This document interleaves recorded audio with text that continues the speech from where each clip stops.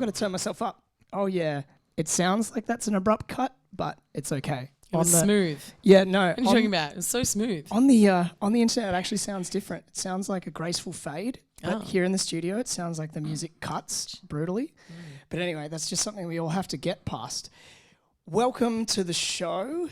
If you've not listened before or been here before, this is a show called Works It Out. The place that it is Papa Fire, I guess. That's the name that the music goes under. All right. My name's D.A. Carter, and I'm here with the lovely Laurel Jane May. Laurie May?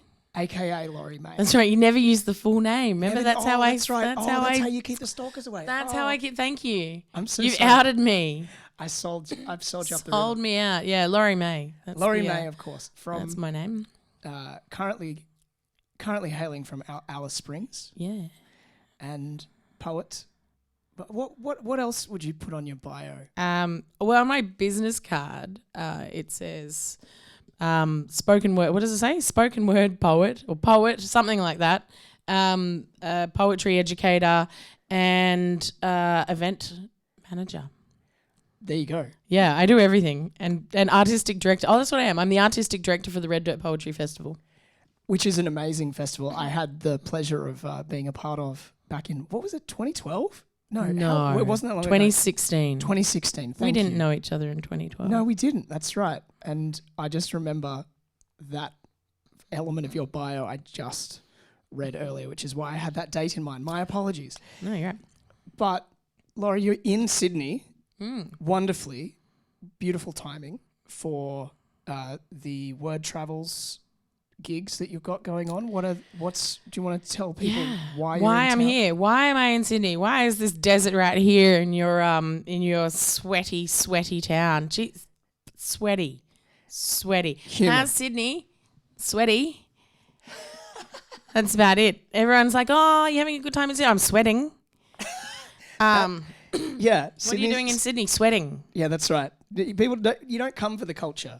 Really. You come for the sweat. It's good for my pores. That's why I come here. So I'm here. I've just finished the 5 days or something ridiculous in Newcastle at the National Young Writers Festival, in which it's the last year I can be there because I'm old.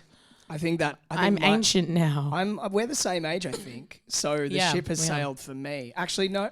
Well, I'm turning 35 next year, but well before the cutoff. And I don't think I have the love of the organizer. So maybe I'm 1 year younger than you.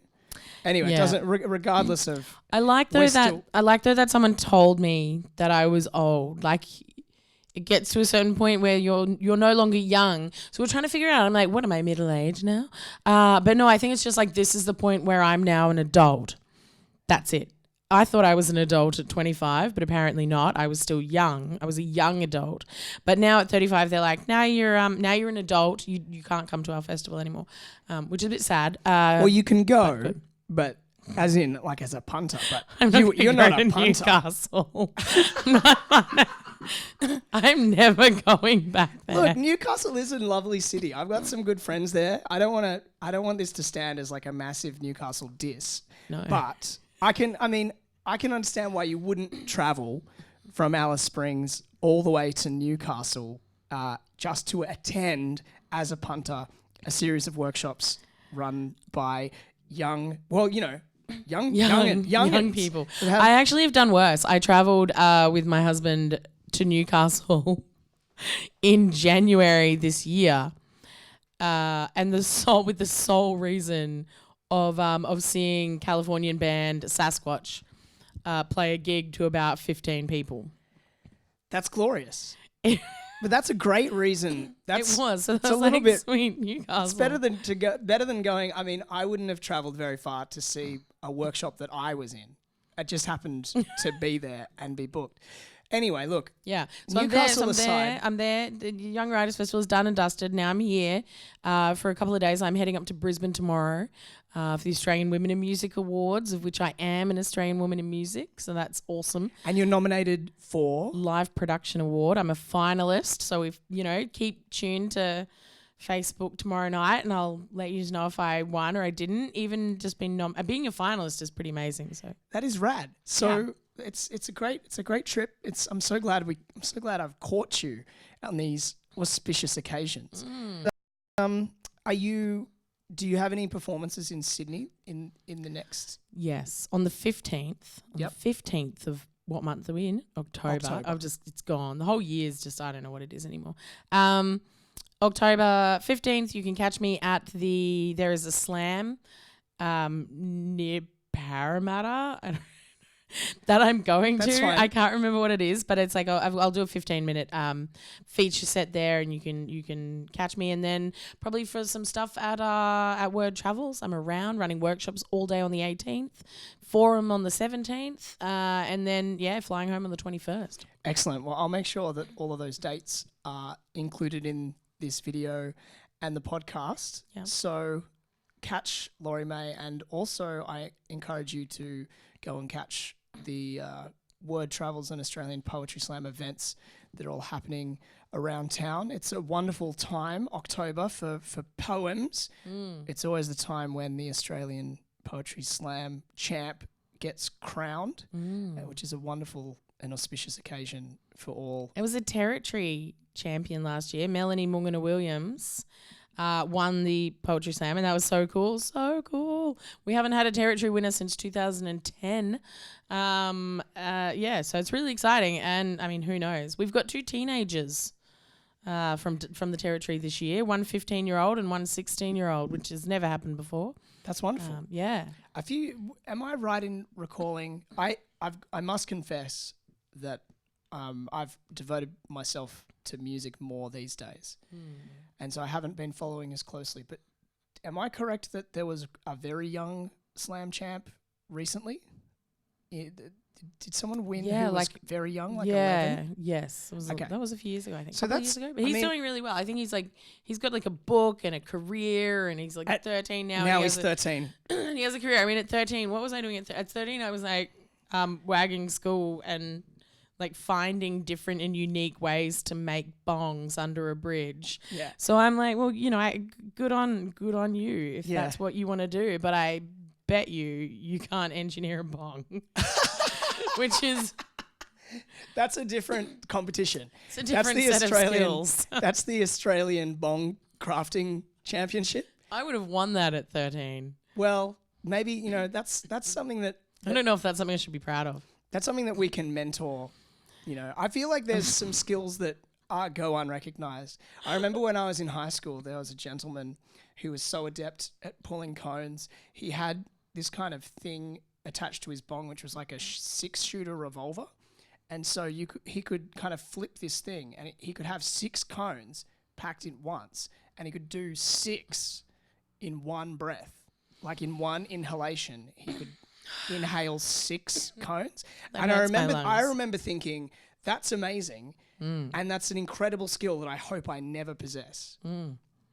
It's an interesting emotion, being like impressed by something and then also reviled, like just kind of repelled by it. But anyway, I remember, just while we're talking about what we were up to at 13, I'm pretty sure that I was just in the throes of learning what masturbation was and how it could be applied in my downtime. And I'm sorry about that. I'm sorry for that reaction. My apologies. Excellent. So an 11-year-old slam champ. See, you and I, now that we're aged out of the National Young Writers Festival, which is where we met back in 2014. Yeah, you've got an amazing... 13? I think it must have been 14. 13. I think it would have been 14, probably because I think... Oh yeah, it was, because it was after the first ever Red Dirt Poetry Festival, and so I was like, I run this festival, and Alice Springs is really cool. You should come, and so then that's how it worked. And I think the reason I know that it's 2014 was because I was telling a lot of stories about Burning Man, which was the first time I went in 2013, and that's I kind of reconnected with Miles right after coming back from my first day back at work. On the way to work, I happened to be on a train, and I'd met Miles before through... Miles Merrill we're talking about, yes. From Word Travels. The head honcho of the Australian Poetry Slam.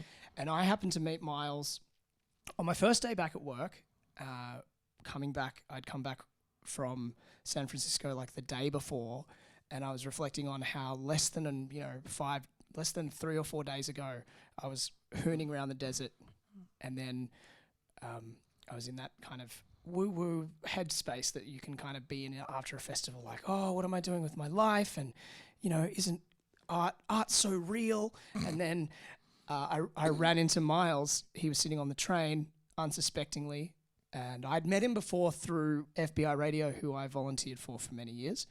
Another trait that we share, community radio tragics, the two of us.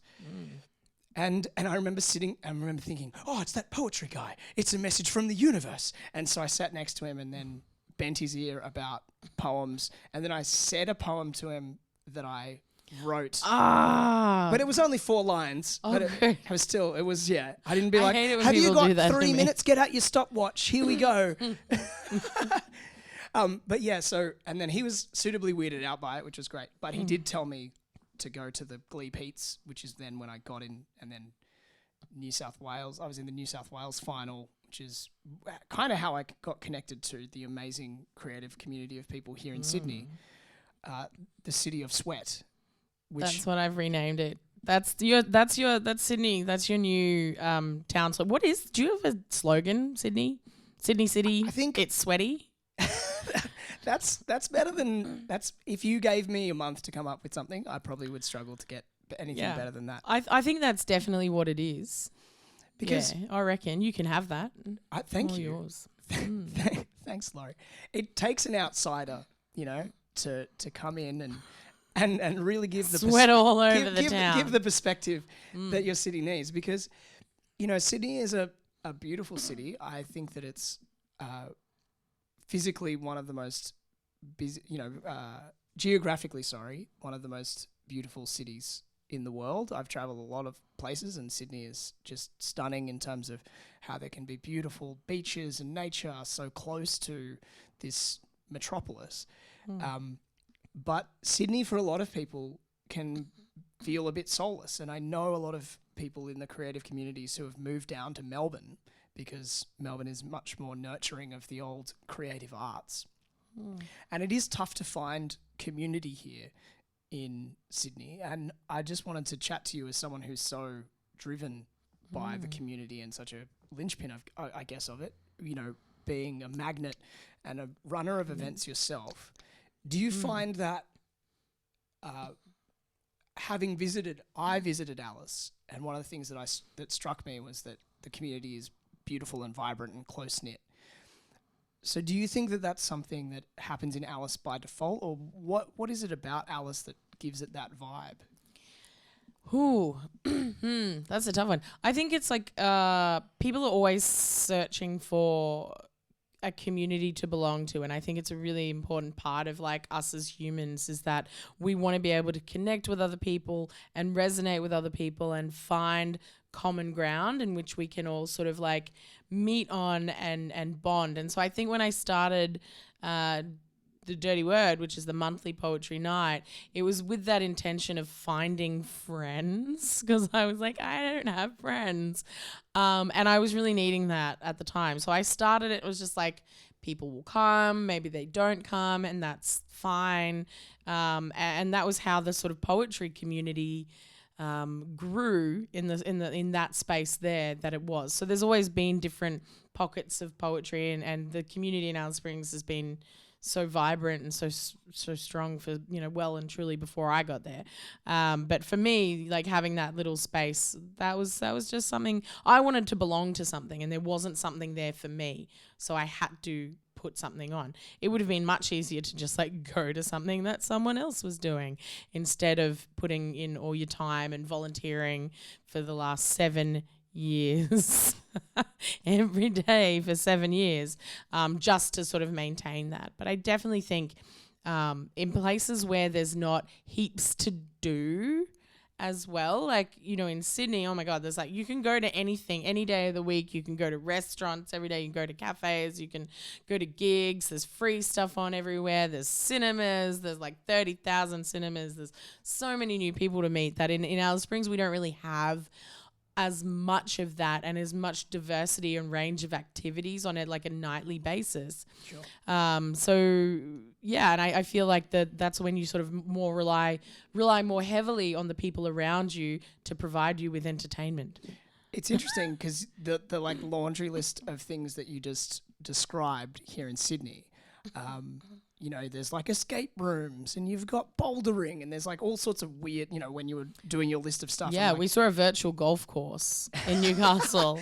There's nothing but that activity, for example, virtual golf, I associate, you know, you might say if you're from a small town, it's like, oh, that's like just another cool thing to do. For me, that sounds like a profoundly lonely experience that's disconnected from nature, which is so it's very easy to feel that way in Sydney, despite the fact that nature is proximate, despite the fact that, you know, there is tons of stuff to do. It's like there's lots of activities, but there's not a lot of community, and that's what's glorious to find.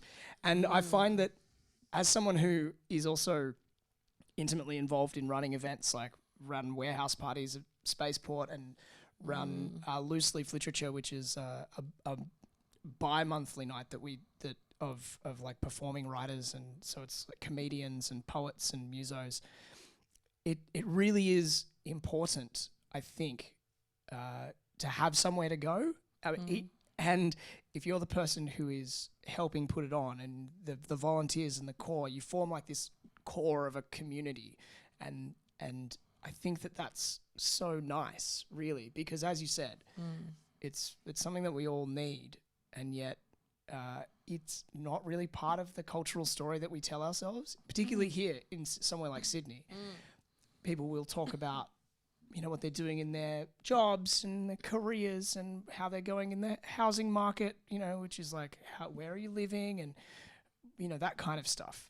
But it's very rare where people say, oh, like, what kind of communities are you hanging out in? That's not a question. And so I'm always interested in that, the existence of communities and how they get formed and the people behind them. And so along with Red Dirt, you were doing, you know, you and Nico have produced one of the things that you're nominated for is live producing music. Oh no, that's just me. Yeah, that's just you. Sorry, I know That's that. sorry. Sorry. Not just me. So I work for Music NT. Okay. So Music NT is the peak body for the music industry in the Northern Territory. So I work for Music NT, and alongside with my assistant Ruby Hart, we put on Bush Band's Bash, which is a huge concert in Alice Springs, and it's like preluded by a 4-day training and development camp for remote Indigenous bands that are successful in the program. They come in, we do this huge thing. We bring in musicians, like we had this year Drew Goddard from Carnival, Dallas Frasca from Dallas Frasca, Shelley Morris, David Spry from David Spry in Darwin, an amazing reggae musician, and I'm like mentally blanking on who all the other amazing mentors that came in were. So we bring in Jason Butcher from Choopy Band. Check out Choopy Band if you don't know who they are, you should. We bring in mentors, we work with the bands, and we put on this amazing production. So and I manage that project and manage the team of really amazing sound engineers and radio people and lighting people and all that. That sounds amazing. And my apologies for lumping Nico in. I know that you and he have produced metal gigs. I didn't realize that the extent. I knew that you were involved in the Bush Band's Bash, but I didn't. The two things didn't connect. No, I know it's really interesting, and I think it's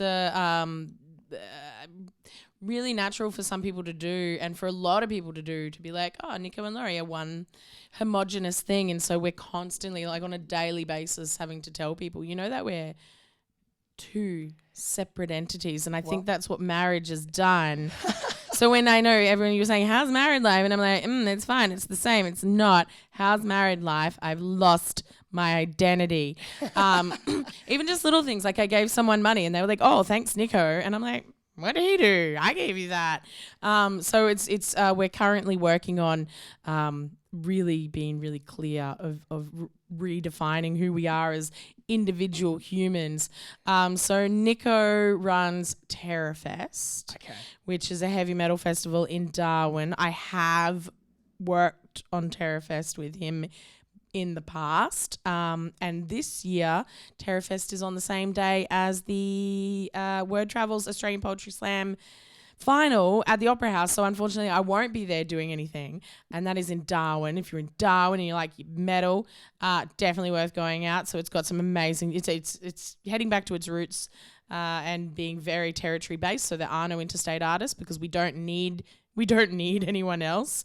We have our own talent, and that's really important as it's the 10-year anniversary of Terrorfest, and it's the last one. Whoa. That's it. We're done. That's hardcore. So all I've done is this year is help with artist liaison, really. So I haven't had much to do with it, and also kicking Nico a lot and being like, hey, are you going to do something? Do that thing. That's pretty much that's my contribution to Terrorfest this year. Well, I'm sure that's important. And as for the dissolving of your two identities together, as someone who played a small role in that happening, my apologies. I got to say, it's a little known fact about me that I'm a wedding celebrant.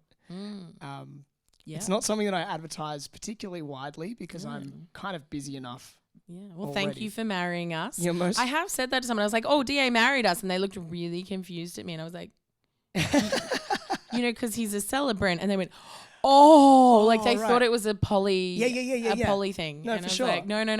The circles that I move in, it seems much more like people would assume that I'm part of other people's couples rather than someone who submits documents to prove to the government that you're wedded. But anyway, it was a wonderful, wonderful wedding, I gotta say. It was a reception, and it was a great party. I mean, I feel like weddings, I hang around them quite a bit. They're wonderful, and I feel like it's so nice when you get two creative people who get to put on a event. Effectively, that's what it is.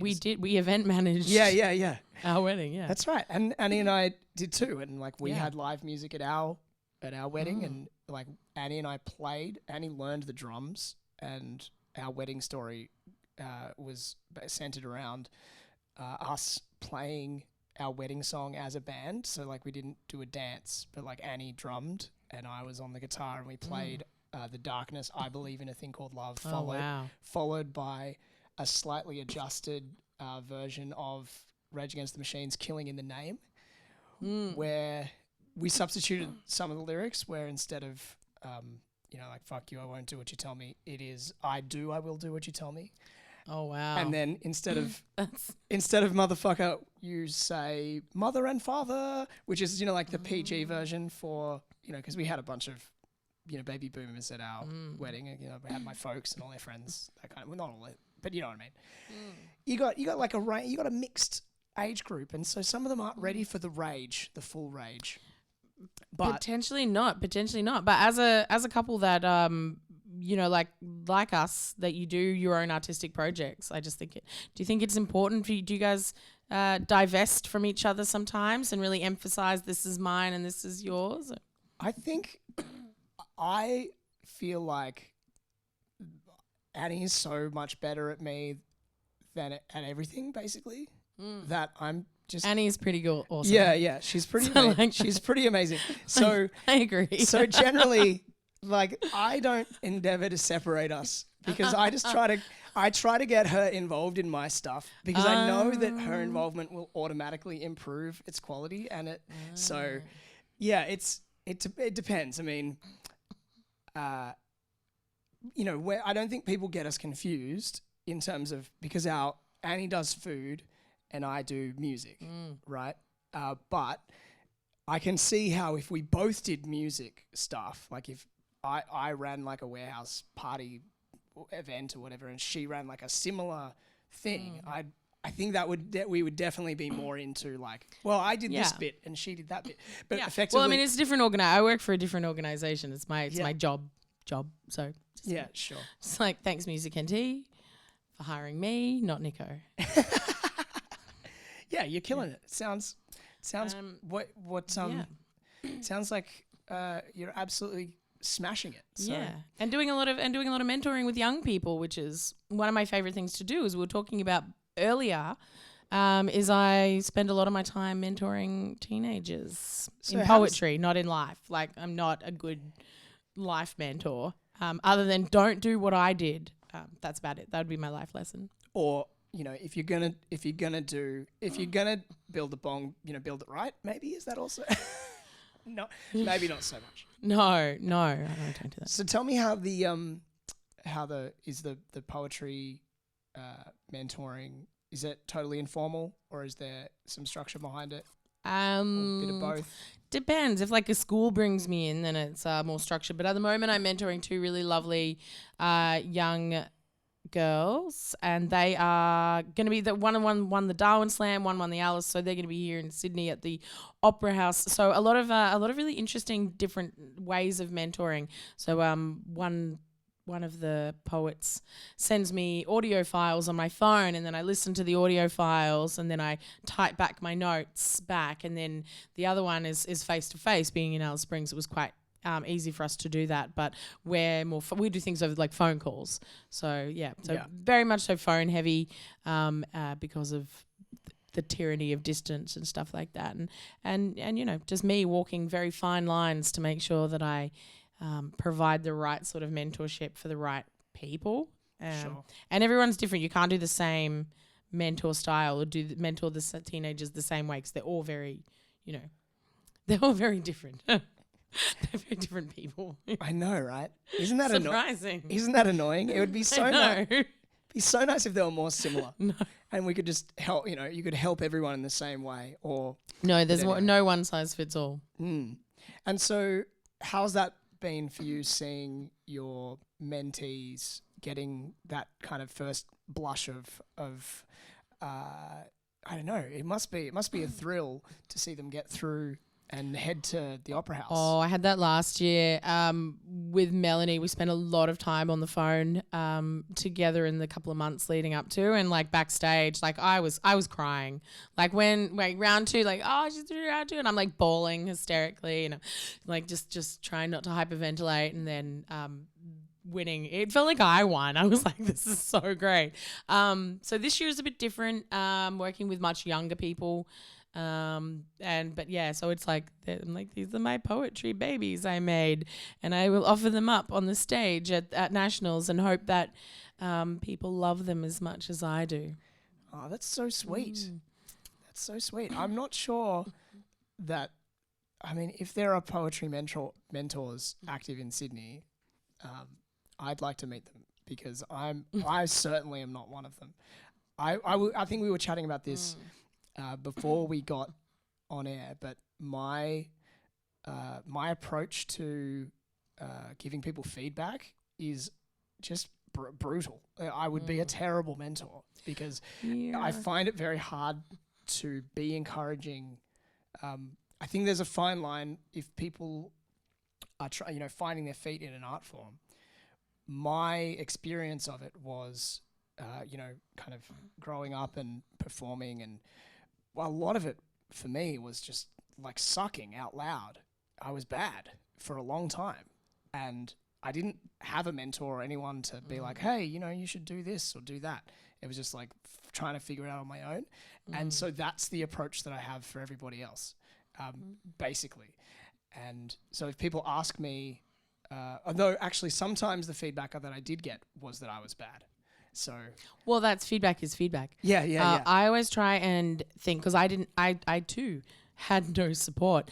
There was no one helped me. Nobody gave me any advice or feedback for many, many years. It wasn't until much later that once I'd like started to get a name for myself and started traveling and performing at like Woodford Folk Festival, that finally someone was like, do you need some help? And I was like, yes. Oh my God. Yes. I don't know what I'm doing. I suck. And so I kind of approach mentoring like, what would I want to hear and what would I be okay with hearing?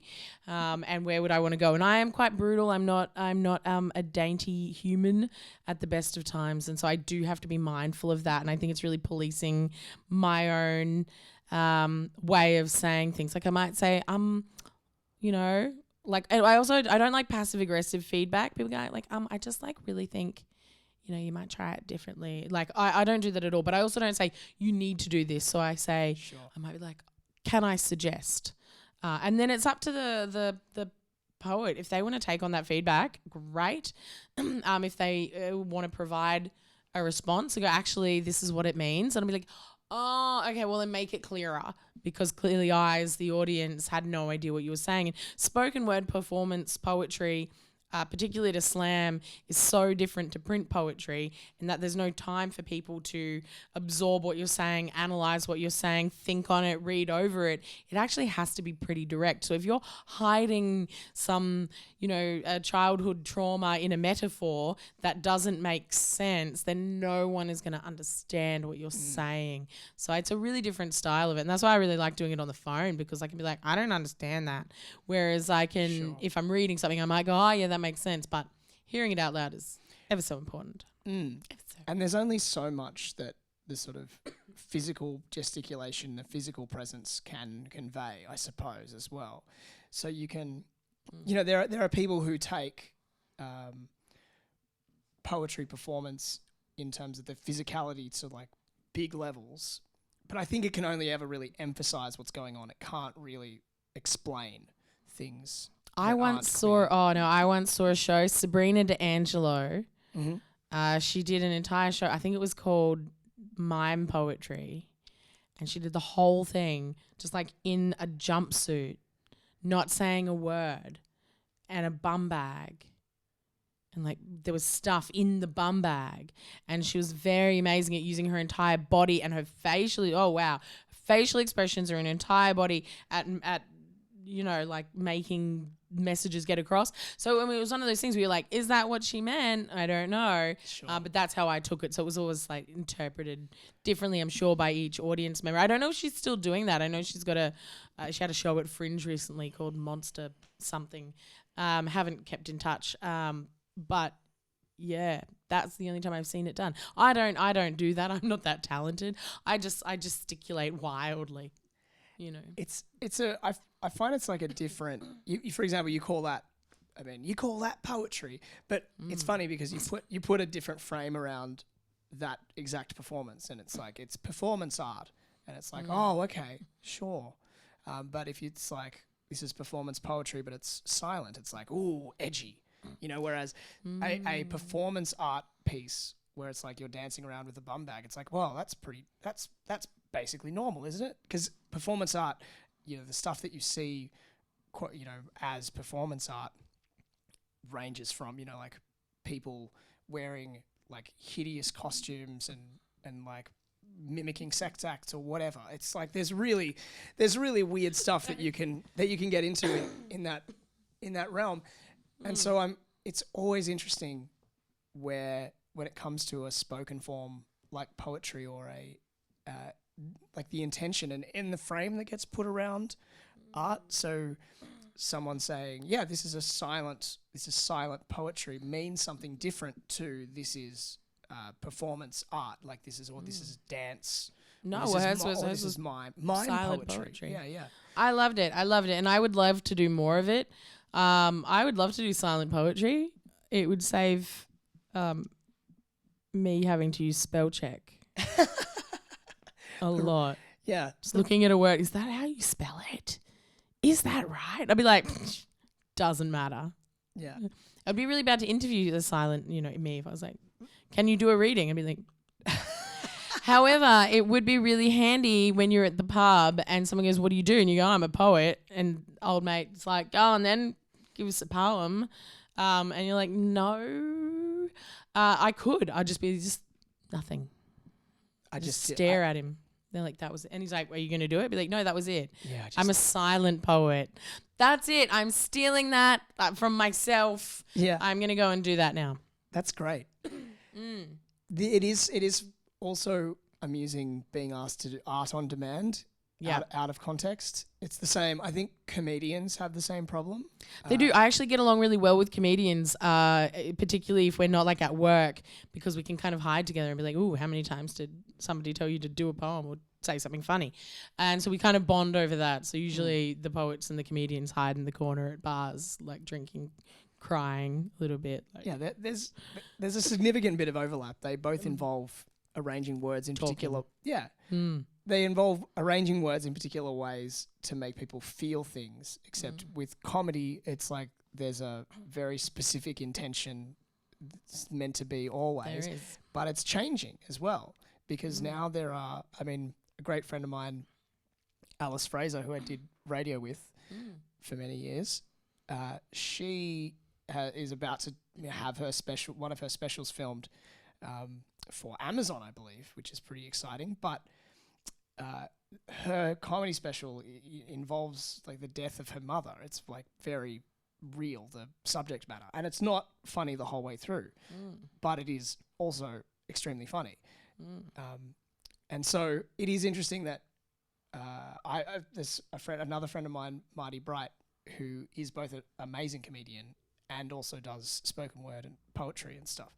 And I think Alice also writes very beautiful poetry as well, but does not read it. She's very much for the page. She doesn't like go out and do spoken word stuff because I think she likes getting paid to perform. But I get paid to perform. I know. I mean, I don't perform unless I get paid. So now when people are like, "Oh, like do a poem," I'm like, "Oh, how much have you got?" And then if you give me $5, you get like 3 words. Yeah. That's good. That's you just get like a piece of a poem. I work on a sliding scale. I didn't mean to suggest it's not possible. I think though the sort of like the market for comedy is just massively well established. Until and hopefully one day this will be real.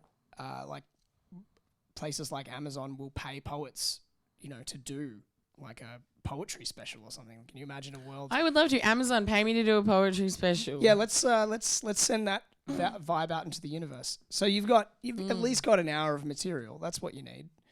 I'm sure you would. I just don't know if I would want to stand there and do an hour-long set and like have someone film it. Okay. I don't tend to do that when I do my poetry. When I do poetry performances, I weave my poems in with stories. So I tell.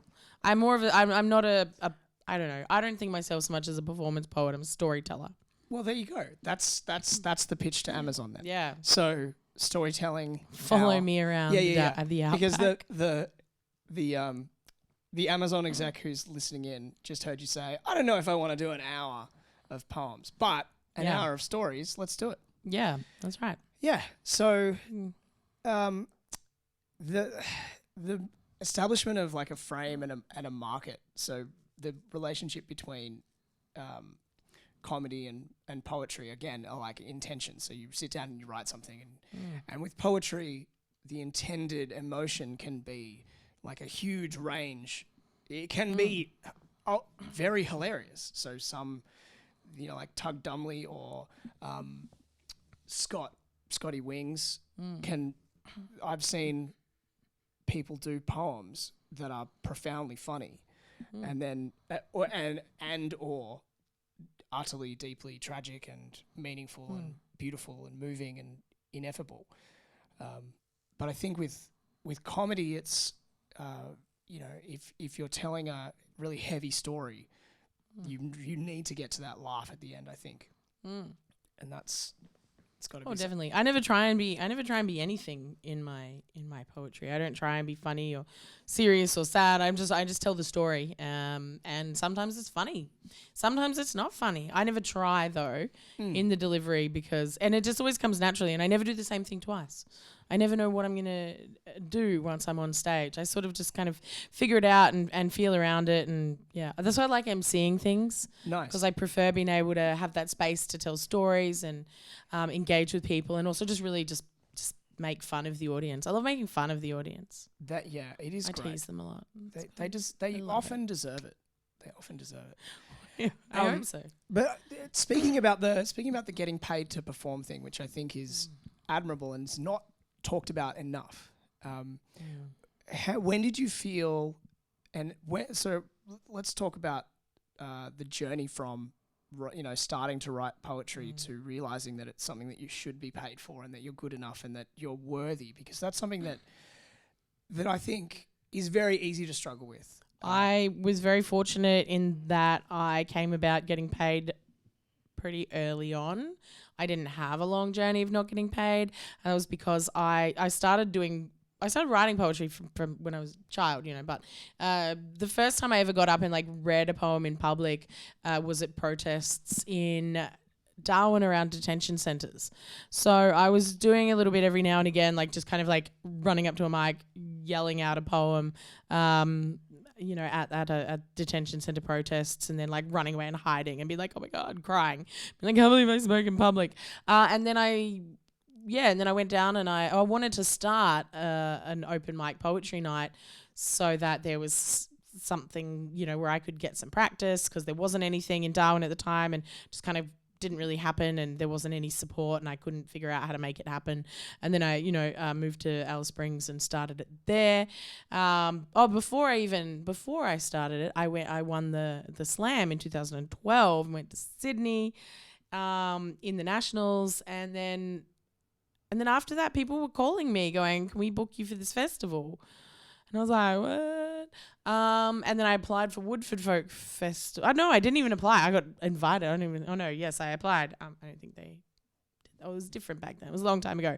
So they have a very strict application process nowadays. And I went to Woodford like not long after. It must have been, like the next year. And obviously was getting paid to be there. So I went from like not really doing anything to all of a sudden people being like, can we fly you to Sydney or Melbourne? And I was like, why? Why do you want to fly me there? What do I got to say? Because you did well in a competition. You have been anointed. I've been anointed. That's right. So I speak good, apparently. So then I ended up at Woodford and getting paid, and then that's when I started the Red Dirt Poetry Festival. And just like one of the things that I wanted to do was make sure that people got paid. And I think it was because I approached it, I didn't go to university and get a Bachelor of Fine Arts and Literature. I was a worker. I was a worker bee and was like, I would like money. That's how I live. And that was really good. So I feel like I know a lot of people that have been on these journeys of working in their butts off to get money, and so I feel a little bit bad because I was always offered a lot of those opportunities to perform, and now I'm able to be in the position where I can offer those opportunities for people to perform and get paid. Obviously the monthly open mic, no one gets paid. We're all volunteers. That's 7 years of volunteering. That's not getting tiresome at all. I can tell. No.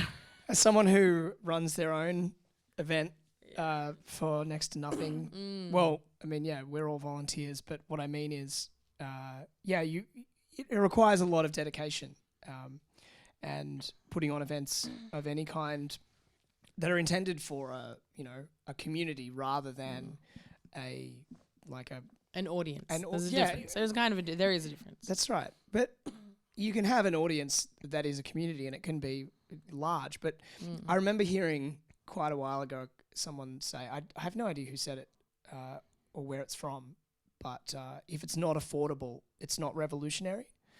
That's how I feel about the dirty word, and that's the idea of why I started it. So it is entry by donation, so I want people to feel comfortable. If someone's got like $20, like give me $20, that's great.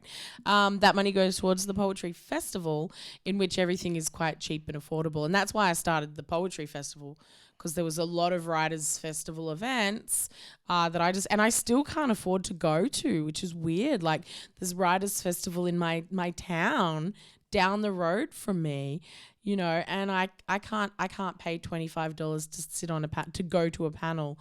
I can't pay then another $20 to go and hear a reading that night. And so with Red Dirt, we try and keep the prices to $10 or $5, or like 3 events for $15 or 3 events for $10. So just try to keep things so that everyone can come, because I don't think I 100% agree. Art's not revolutionary if it's inaccessible. Yeah. And I've spent my entire arts practice trying to make arts accessible because it never has been for me and people. Like, I come from a lower socioeconomic background. It was never accessible to me. I remember when I first went to university, when I first tried and I was studying theatre studies, we were told we had to go to a certain amount of plays. We had to see a certain amount of theatre in order to like pass our fucking degree. And I went to one play that was like $15 and I ran out of petrol in my 1972 Ford Cortina on the way home because I didn't have enough money to pay for petrol and a ticket to the show, and there was no public transport that could get me there, and even then public transport was very expensive. That was in Brisbane. So I ended up dropping out of uni. I actually couldn't afford to keep up with the other students who every weekend were going to see theatre. They were going to see theatre, and I was like, well, I'm at university to learn theatre, but I can't.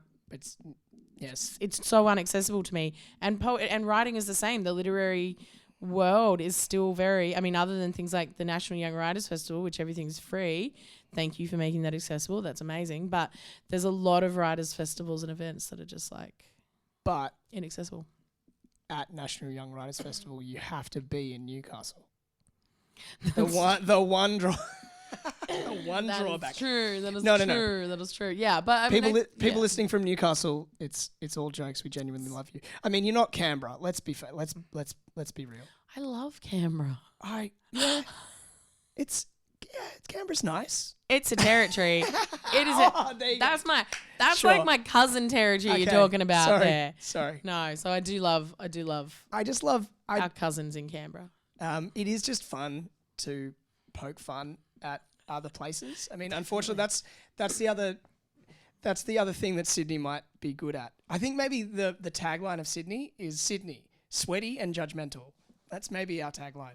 Maybe. I think that's it. I think that's it. You've added to it. You've added to it. But yeah, so and I would love it. But at the same time, you're walking on that kind of double-edged sword where it's like things can't always be free because artists need to get paid. Yes. So, and that's with Red Dirt. The artists get paid mostly out of those entry fees and those door fees. So that's why in my arts practice, it's really important that people pay if they can, so that people can get paid. Yes. So that's how it works. It is a transactionary kind of world. Unfortunately, that's the reality of it. Well, things need to be sustainable ultimately. There's the flip side for things. If it's not affordable, it's not revolutionary. The flip side is that if it doesn't exist, it's not revolutionary. Things must continue. They must be able to continue. And finding that balance of self-sustainingness is very difficult. If you have the intention of working for a community.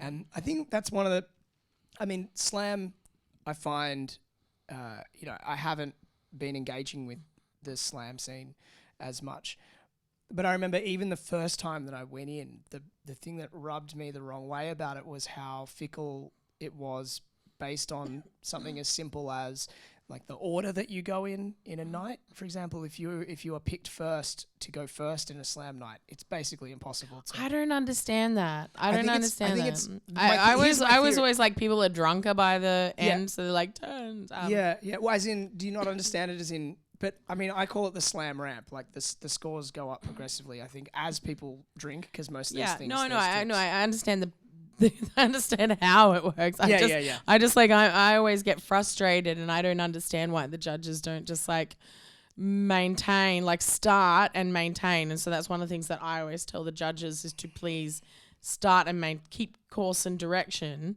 Yeah. Where possible. But I suppose the reality of what slam's about, though, I think, is to kind of generate and enliven an audience for poetry. So the performers get to win and stuff, and that feels great. And the people who win slams deserve it. But there's always some problem with competing in art, just at all. Yeah. So the problem with, if you have like a panel of professional judges that judge, say, like the Archibald, is that there's like an established clique of artists, and it's like, oh yes, we know who, these are the techniques that we like, and this is how it's really done, and then that's who wins, and it's their turn, that kind of thing. Like you get like this in group that decides what the art is supposed to be. And and I think that's on the flip side, on the arguing for, on the arguing for slams, is that I think what's interesting about slam poetry and the concept of it is that it gives it back to the people. Yep. It takes it away from being a pretentious thing. Like I'm never gonna win a poetry award that's judged by like fancy people, fancy men, the fancy white men, because my work isn't necessarily for the fancy white men, and they're probably going to look at it and be like, oh, it lacks fucking subtlety grace and technique. Whereas, like I might do something to an audience where people are wanting to hear that or needing to hear that, and they'll be like, oh my God, we love you. Yeah. And so I think it's, I know that there's so much controversy around the way slams are judged, and I know that there is there's so much. People are always complaining. Yeah, you're never going to make everyone happy. That's the thing. You're never going to make everyone happy. Well, that's my point for sure. It's just that the rules of slam make people unhappy in a particular way, and the rules of a very, like say the Oscars, for example, where it's like a panel of secret judges that all kind of a cabal and whatever.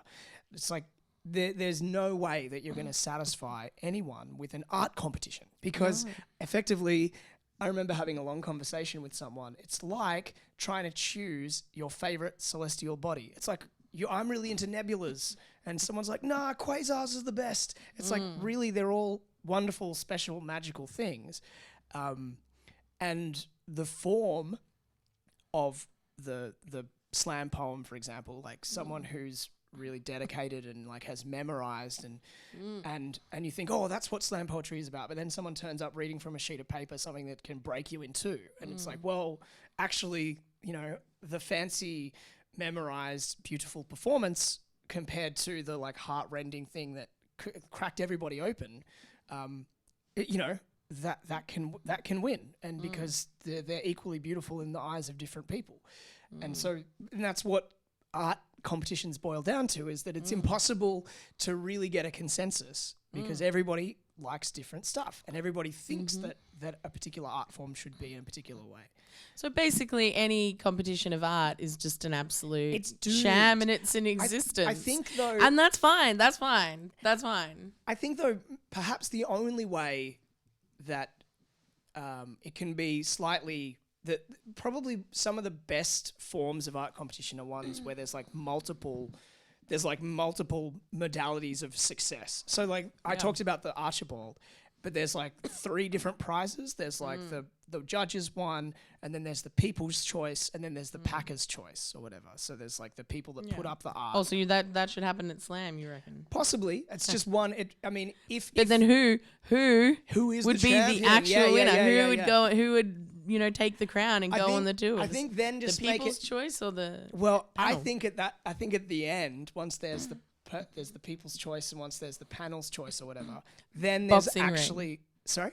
Boxing ring. Yeah. Then it gets physical. That's when it's then it's like Thunderdome out the back. Or like a skateboarding competition, but it has to be something that none of them can do. Yes. That's the thing. So the competition is so none of you know how to, walk a giant dog, and then you just have to give them each a Rottweiler and be try and walk this dog. Or it's have either of you ever been slacklining? And they're both like, no. And it's that's the competition. That's what you're doing. Well, yeah. Look, that's a good question, because I guess the Archibald, the judges one is supposed to be the winner. So maybe in slams it's the people's choice remains the winner, and then there's because though really ultimately it doesn't matter, because there's going to be a winner, there's going to be a runner-up, and ultimately people want to talk to someone who is the apex. You get to the apex, there might be luck involved in how you get there. I would argue that, if you're the best in the world at something and people are like, oh, how do you do it? It's if you don't start, that conversation with like step one, I got born. Like to my mum and dad who happened to give me these genes, which really contributed to where I am now. Nobody really starts with acknowledging their own luck and fortune on their quest to Or their own privilege. Yes, exactly. It's the same thing. And so really, however art gets judged and however slams get judged, ultimately, if you need that validation to really ground your practice. So for example, if you think that your art is worthless unless you're the slam champion, then you're doomed from the start. That's definitely one thing that I say to people all the time is if you want to be a career poet and you want to be a poet in some way, even not just a career poet, but if you want to be a poet, you don't need to win a competition. That's not what it's about. And like I didn't win a competition. I came like third. But yeah, so I made it my career because it was something I was passionate about and interested in. And I was fortunate enough to have that opportunity that I could do that, and fortunate enough that I was in a place in my life where that's what I wanted to do. And I put in that time and that energy, and I've do my thing. It's also not my only job because I don't want it to be. I want to do other things, and I want to have other arts interests and work in other areas. So, yeah. Well, Laurie, we've covered a lot of ground. We have. I'm like ready for a nap. Yeah, I'm like, that's good. That's exactly how you want to feel after one of these chats. Like you leave it all out on the, that like one of those sports metaphors, like leave it all out on the field. Whew, yeah, they played hard. They played good. At the end of the day, the better team won. You're like, really? That's fucking profound. Yeah, they're not wrong though. But it's the same as a slam. At the end of the day, the person with the most points won. So please, in the comments, can you comment who you thought won this conversation? Yeah, that's because that's the secret. That's the secret of the of Works It Out. Is we're working out. Oh, I didn't know that. I would have talked more. I made it up just now. Because we were talking. I would have talked faster. Talking about like competitive stuff. talking. And yeah, just guess what? That's what this is all about. Who spoke the goodest? All right, it's been a pleasure to have you, Laurie. Please, I will in the links and so on. I will have places where you can go and see Laurie perform in Sydney. If you are in the Alice, please go to one of the Dirty Word. But in the immortal words of Hugh Winterflood, you'd never hear a local call her that. Never mind. Well, it's a territory joke. I am definitely not a local. There is one thing you could say about D.A. Carter. He is not an Alice local, but it's been a pleasure. Thanks for having me. Next time. In your Kisses. Beautiful, place. Oh, Sweaty. Yeah. Sweaty and judgmental. That's Sydney to a T. See Perfect. ya. Bye.